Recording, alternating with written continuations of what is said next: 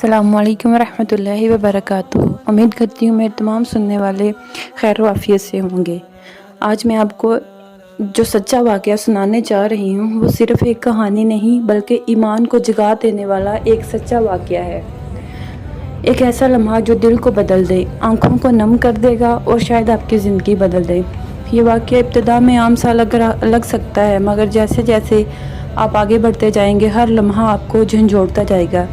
लेकिन याद रखें, इस कहानी का सबसे अहम और हैरान कुन हिस्सा आखिर में है। इसलिए मेरी आपसे गुजारिश है कि वीडियो को आखिर तक ज़रूर देखिएगा, क्योंकि अंजाम वो है जो आपके दिल पर नक्श छोड़ देगा। तो आइए इस ईमान अफरोज़ वाक़ये का आगाज़ करते हैं। ये कहानी एक गरीब ख़ातून की है जिसके दिल में हज पर जाने की हसरत थी, लेकिन उसके पास इतने वसाइल नहीं थे।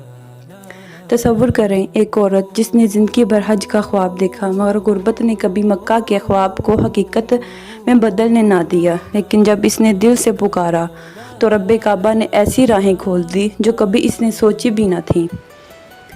एक छोटे से गांव में फ़ातिमा नामी एक बूढ़ी औरत रहती थी। इसके शोहर का इंतकाल हो चुका था, बेटे दिहाड़ीदार थे और घर का खर्च मुश्किल चलता था। फ़ातिमा की एक ही ख्वाहिश थी, मेरी आंखों को सिर्फ़ एक बार खाना काबा का दीदार नसीब हो जाए।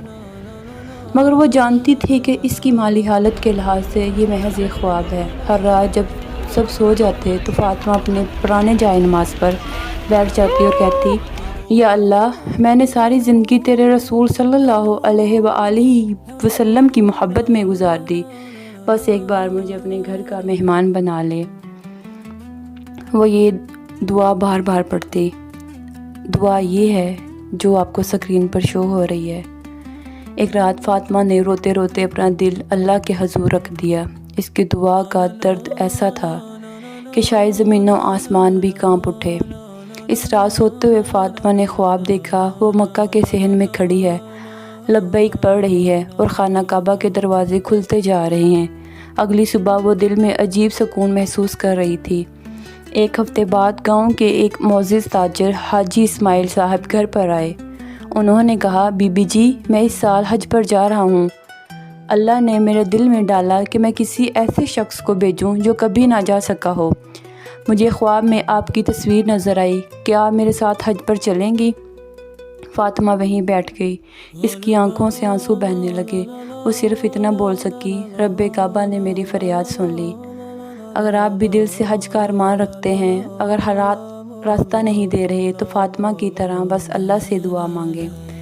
बस यही दुआ कीजिए और यकीन रखें, रब सुनने वाला है, वो जवाब देगा। अगर ये ईमान अफरोज़ कहानी आपके दिल को लगी हो तो सदका जारिया समझकर इसे ज़रूर शेयर कीजिएगा। शायद किसी का हज पर जाने का अरमान पूरा हो जाए। और दुआओं में लाजमी याद रखिएगा। अस्सलामु अलैकुम वरहमतुल्लाहि वबरकातुहू। जज़ाकल्लाहु खैरन।